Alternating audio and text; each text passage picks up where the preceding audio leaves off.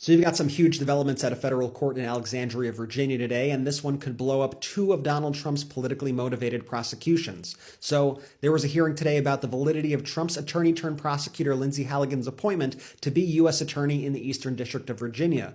The judge, Judge Cameron Curry, basically said, look, I'm not convinced that Lindsay Halligan was ever even legally appointed as a U.S. attorney, and that matters because Halligan is the one who brought the criminal cases against James Comey and Letitia James. But then the judge dropped the real bombs here. After reviewing the secret grand jury transcript, she said that it's crystal clear that Halligan was in the room alone, no other government lawyer. So if Halligan is deemed to be illegally appointed, these prosecutions are over. And even worse, a large chunk of the grand jury testimony that led to Comey's indictment is just gone. They say it's missing. At about 4:28 p.m., right before the grand jury returned the indictment, there was no court reporter, no transcript, no record of what Halligan said in those final minutes. And this is crucial to the case because U.S. attorneys need to follow proper protocol when presenting to a grand jury. And it certainly seems like they're trying to hide something here that could show Halligan engaged in either unethical or illegal behavior to secure her indictments. Curry straight up said that Attorney General Pam Bondi couldn't have reviewed the full presentation as she told the court because parts of it do not even exist, yet Bondi still signed a statement saying that she reviewed everything and retroactively approved it. Well, the judge is not buying it. Comey's and James's attorneys told the judge that this is like letting any private citizen, and they use Steve Bannon and Elon Musk as examples, walk into a grand jury, get an indictment, then have the DOJ bless it later, which would be a total end run around the Senate confirmation process. So basically, here's the bottom line. If the judge rules that Halligan was not legally appointed, both cases, including the Comey case, which was rushed in just before the deadline, could fall apart, and so much hinges on those missing minutes of testimony. That's the piece that nobody can explain, and the judge clearly is not willing to ignore. We're going to keep following this story and more, so make sure you're following our account and listen to the Midas Touch podcast on Apple Podcasts and Spotify for more. We have a major development. Donald Trump's Department of Justice has seemingly admitted that Todd Blanche's interview with Ghislaine Maxwell has been undermined by the files that were released by the House Oversight Committee related to Jeffrey Epstein, Donald Trump, and Maxwell. This is a major admission from Todd Blanche. Here's Blanche going back and forth this morning with George Conway, a known Trump critic. But I want you to look at Blanche's comment. George, you've never been confused for a trial lawyer, and these kinds of posts explain why. When I interviewed Maxwell, law enforcement didn't have the materials Epstein's estate hid for years and only just provided to Congress. Stop talking, it's unbecoming. This statement from Blanche seemingly admits that had he had these documents when he interviewed Maxwell, the interview would have been different, thereby undermining the interview he had with Maxwell. And that begs the question, will the Trump Justice Department and the Bureau of Prisons move her back to the facility she was at? Will they take away her service dog? Will they prevent her from getting preferential treatment? And will they deny her commutation request? People need answers. Follow along for more. Here's another fucking thing. I worked in mortgage for about 4 years, which isn't a super long time, but it's enough to know. If the economy was doing well, like Fat Cankle's bitch tits says it is, he wouldn't be introducing a 50-year mortgage or a 15-year car payment. If you live in America, you know that if you just take a drive around town, they're putting up all these residential neighborhoods, and it's all cookie cutter houses that look like they were made of paper mache. They all have like one fucking window, and they've got a yard that's like this big, and they've got an inch between each house, and it's $450 a pop for one of these houses, and they want you to pay a 50-year mortgage on that. You understand how much interest you are going to pay. You're never going to own the house. You are never going to own the fucking house. These billionaires want you to be debt slaves, and they're fucking covering it up, making it seem like it's a golden fucking opportunity for you. And for what? For what? To own your house when you're maybe 80 years old? A house that is now worth nothing because it was built on thoughts and prayers? Find yourself 50 years down the road having paid triple, if not more, the amount for a house that is a piece of shit. But you own the house. That's what matters. You own the house. Congratulations. Healthcare is being taken away from millions of Americans. SNAP benefits are being fucked with. You can't go to the grocery store and get one bag of groceries under $50, and that's not even getting name brand. Brand new cars are $50,000 to $75,000, and they break almost immediately. People are about to get 50-year mortgages on houses that have less structural integrity than a fucking mud hut in the rainforest. You can't tell me that the economy is doing good. Crazy. If you blindly believe what the administration is telling you, you're dumb. You're fucking stupid. Get a grip. Blame the billionaires. Please. Well, welcome to a special edition of Legal AF, and as promised, sometimes we're not just reporting, we're in the courtrooms reporting in real time for events that happen. Like when Adam Klasfeld of All Rise News goes all the way to Alexandria, Virginia to report on what just happened in the last few moments in front of Judge Curry, a South Carolina federal judge sitting by assignment in Virginia about whether Lindsay Halligan, Donald Trump's hand-picked instant prosecutor, lives or dies as a prosecutor. Did the Trump administration violate Section 546 of the Vacancy Reform Act because they appointed one too many interim U.S. attorneys? And if so, what happens to the indictments of both Letitia James, New York Attorney General, and James Comey, the former FBI director? What is the remedy if the judge were to find off the hearing today that Lindsay Halligan was improperly appointed? Who becomes the U.S. attorney? What happens to the indictment? How much of this got discussed in court today, and somebody like Adam Klasfeld able to pick up from the questions that were asked and the responses from the two sets of lawyers arguing the motion in front of one federal judge? I don't know of anybody better than Adam Klasfeld to answer those questions for our audience and brief them. Adam, how are you? Doing well, Michael. Insta prosecutor. That's a good one. I'm going to pick that one up. I'm going to keep that. You can keep it. It's a windy day in Alexandria, Virginia at the courthouse. Tell us what happened and how turbulent it was for the Trump administration inside the courtroom. Yes, turbulent inside and outside the courtroom. I'm going to start with the top line right up front. What the biggest headline that I'm seeing here today, aside from the fact that the Trump administration should be very nervous before Thanksgiving, and that James Comey might have a very happy Thanksgiving, is that there is a missing portion of the grand jury transcript, by which I mean Judge Curry, before today's hearing on whether Lindsay Halligan would be disqualified, demanded to see the grand jury records. And there was a dog that hasn't barked, if to borrow the language of the Epstein emails, and that is that from 4:28 p.m. in the afternoon on, there was no court reporter present, the judge said. There was no grand jury materials that disclose what happened in that grand jury room in the James Comey case. From 4:28 in the afternoon to the return of the indictment in overtime, as was previously reported. So hours of missing. The true bill, double true, a number of true bills were returned by about 6:57 p.m. So That's from 4:28 until 6:57, there's no transcript? Can anything be done to revisit these decisions or these pardons? Well, I think ultimately the validity of these pardons will be challenged in court. These individuals who are being prosecuted are going to take their pardon paperwork to court and they're going to say, Donald Trump pardoned me. And those courts in those states presiding over those cases will say, well, the Constitution says Donald Trump can't do this. And then there will be litigation in the court about whether Trump can or cannot do this. There's no legitimate basis for the courts to conclude that Trump actually can pardon state crimes, but winning that legal argument may really not be the point here. I think the point that Donald Trump is trying to make, well, there are two. One is that he believes that he's the king. So, he can do whatever he wants. Whatever he wants. Yeah, he doesn't feel bound by that little document called the Constitution that was written 250 years ago. He feels like he can just do whatever he wants, and if the Constitution stands in his way, he can ignore it. But the bigger purpose here is to send a message to his supporters that he has their back. If you commit a crime in the name of Donald Trump, Trump has your back. He can bail you out with a pardon. And that's the really scary and dangerous part of this. We have another election cycle coming up in a year, and those elections are going to be incredibly contested and important for the future of our country. And Trump is sending a message right now to his supporters. If you interfere with the elections on my behalf, don't worry, I've got you. I can pardon you. And that is a powerful message to send, and frankly, a dangerous message to send, given all of the political violence that we're seeing in our country, and the fact that he's also consistent with this, pardoned people who've committed political violence on January 6th. So if you take all the pardons together, he's really using them in a very systematic way to destroy democratic safeguards in our country, including free and fair elections. I'm seeing an awful lot of videos on here right now where everyone's like, oh my God, Donald Trump hasn't posted on Truth Social in almost 24 hours.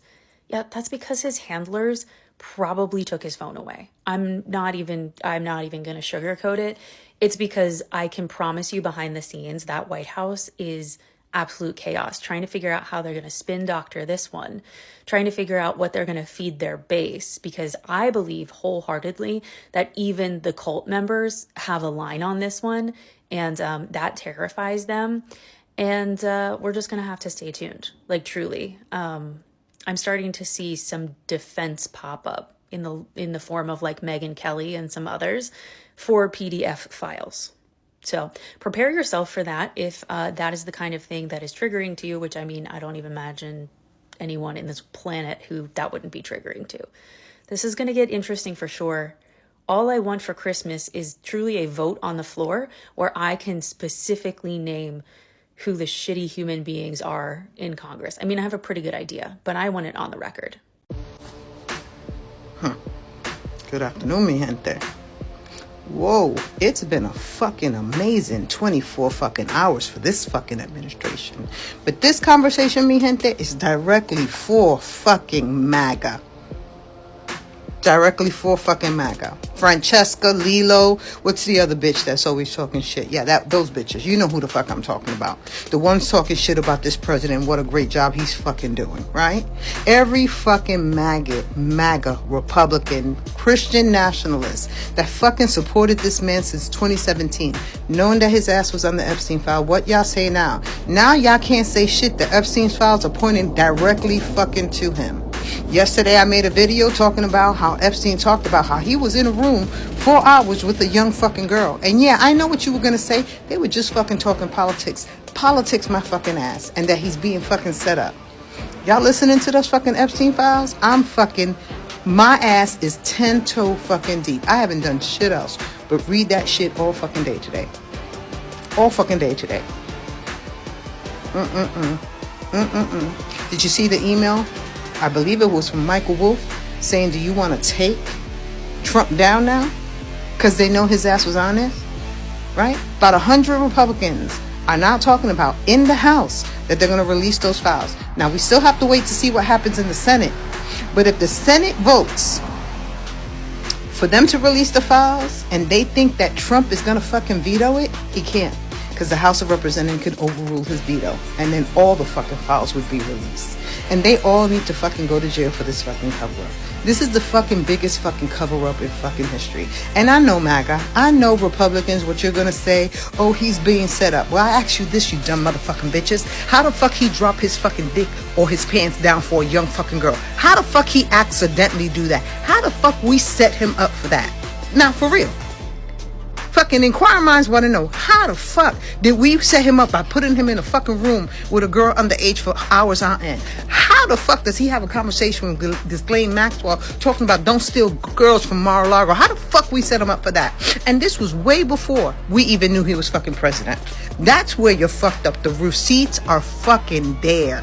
And there ain't shit you got fucking do but to assume and own the fact that your ass voted a fucking pedophile fucking president. And now we fucking know. Now we got proof in the fucking pudding that he's a fucking pedophile. Fuck y'all.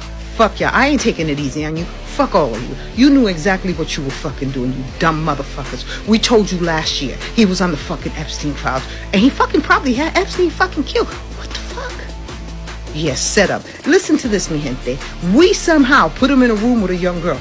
We somehow dropped his fucking pants. We somehow stuck his fucking little mushroom dingaling in some fucking underage girls. And that shit sounds disgusting as I say, but that's exactly what the fuck it is. That's exactly why we have to say it like that, because that's exactly what the fuck happened. Okay, I'm done. I had a moment.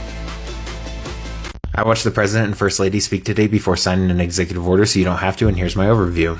The whole thing was only like 20 minutes. Melania did a prepared speech. Trump was going off of his notes for most of his, so I thought it wasn't going to get that crazy, and then he went off the rails at the end. He didn't mention Biden the whole time, but the craziest thing that he said was that children who go through faith-based foster programs come out and they adopt to society so easily like it's second nature, he says, as long as it's a faith-based program. And then he says that radical left policies nationwide make it harder for those families to open up their homes, but that he's working on it, and he's going to talk more about religious freedom later.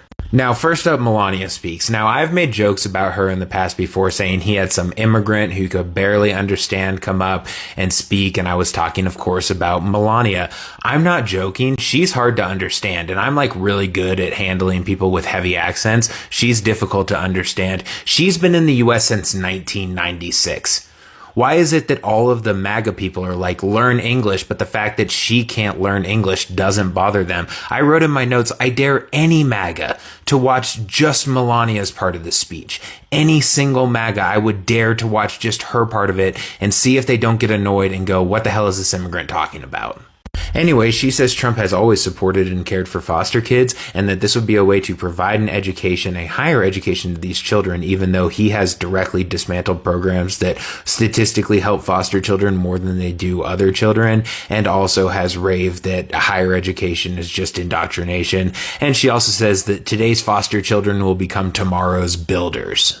And right off the bat, too, Trump acknowledges that she is difficult to understand, because here is his direct opening quote. Not even a, hello, nice to be here, thank you. This is the first thing he says when he walks up. I think it's very good, especially for someone that speaks 5 languages at least. I think that's pretty, I couldn't do it. What the hell is he talking about other than to say, I don't know what the hell she was talking about? I mean, he's just giving an excuse for why you can't understand his wife, who is married to the most conservative fascist in the country, who's been in this country for 29 years and still can barely speak English correctly. He will eventually say how he's planning to accomplish this through this executive order, but he says with this executive order, he will make foster care better, fairer, and more effective than it has ever been before. And then he says it's been effective, but it's moving in a very strong direction, whatever that could possibly mean. He sarcastically calls RFK non-controversial and then goes, but he's right. And then he turns around and points at behind him. There's a curtain up, and he's like, in 2 years, we'll be doing this in a much bigger room, the ballroom. And then just talks about how it's going to be great behind there, but right now it's just a curtain. So he just points at a curtain and is like, the ballroom back there is going to be amazing in a couple years. While bragging about the ballroom that will apparently be done in a couple of years and didn't get any permits or anything, he says the following 2 quotes. They, not explaining who they is, they wanted the ballroom for 150 years. And then he says, it's the best anywhere in the world. Okay, he finally addresses how he's going to do this Fostering the Future initiative. Now, I agree that we need to do a lot more for foster children in this country. And while my wife and I are in fact dealing with infertility issues, we've already discussed the option of beginning the process of beginning fostering or adoption. So I totally understand and agree that these things need to be done. But here's what he promises. He says that basically, you're going to need to have companies come in and pledge education and training and jobs, and these companies will provide that. Nothing that the federal government is giving, at least nothing that he explained. That's literally all the explanation he gave. He just said companies will have to pledge jobs and training and education. And then he talks about someone who wouldn't have been in this program because this program didn't exist, but apparently a foster child who had done well. He's talking about Eric Alvarez, and he calls him a good-looking guy twice. And then he says that he was in and out of the foster system, but he started life on the right foot. Referencing, of course, once he aged out of the foster system, but he doesn't know how to speak to individuals. So he said that a kid who is in and out of the foster system started life on the right foot. That's just how dumb he is. This whole thing, again, was only like 20 minutes, but he spends 2 to 4 minutes of that just ranting about the big, beautiful bill and how great it was. And then he says that they should have done it in 9 bills, but it wouldn't have passed that way. And so they rammed it all together in one big bill and got it passed that way. That means by logical definition, that means there are things in there that you don't want in there. There are sections that would have been parsed out into these 9 sections, and certain ones of those would have failed because they wouldn't have had the approval of the people or the constituents of the people who were voting for them. So that's what he's saying, is they put bad things in there and they shoved them all together and they got them passed. And he brags about it for like 4 minutes. Then he has some of the most epic word association I've ever seen. He's talking about these foster children getting education at a higher education, like a college and stuff. And he says the following: students will go to the school of their choice, then says choice is a great thing for a lot of reasons, but especially with education. I mean, he just knows the word school choice. He heard education and choice, and he threw them together, and he's like, school choice, I love that. I don't know why he says this, and it doesn't correlate to anything he said around it, but at one point he said there are going to be way more children in foster care in the future than there are now, which should be the opposite of what he's trying to do. Okay, after that is where he says the thing about the faith-based organizations perfectly preparing them for the world and how radical leftist ideology had kept these faith-based organizations from taking foster children in. And then he says they're getting rid of woke policies that attack people of faith. And then he says that they stand for religious liberty. And then he quotes the Bible.